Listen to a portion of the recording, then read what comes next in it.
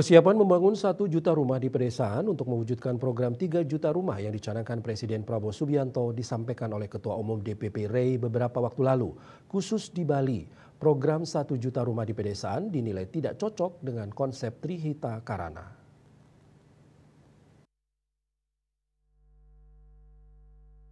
Menanggapi pernyataan Ketua Umum DPP Rey, menurut pelaku usaha properti Igede Suardite, tujuan dari program 3 juta rumah dan 1 juta rumah di desa sangat positif dan patut diapresiasi. Khusus di Bali, rumah desa sebetulnya sudah ada, di mana masing-masing warga desa adat maupun banjar adat sudah memiliki rumah.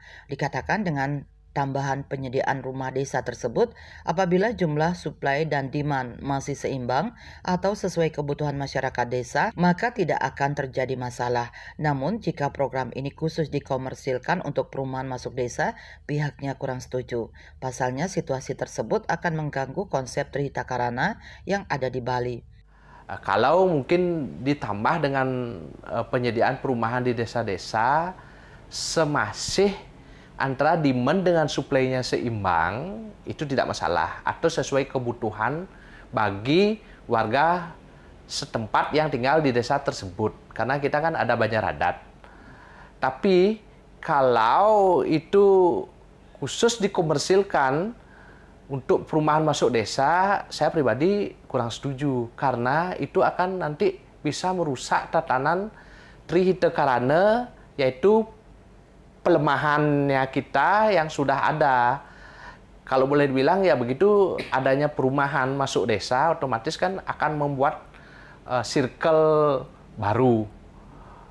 Seperti saya bilang tadi, kalau itu dikendalikan oleh desa adat, mungkin masih worth it lah dia, masih layak dia. Tapi kalau dikomersilkan 100% saya kurang setuju, karena di Bali ini kan lahan ini sempit. Dan sebenarnya zona-zonanya sudah dibagi sesuai dengan RT RW per kabupaten kota. Ditambahkan banyak lahan desa di Bali yang tidak bisa digunakan untuk perumahan, seperti kawasan perkebunan dan pertanian. Seperti diketahui, selain sektor pariwisata, Pulau Bali masih mengandalkan sektor agraris sehingga patut dijaga dan dilestarikan ke depannya. Andika, Bali TV.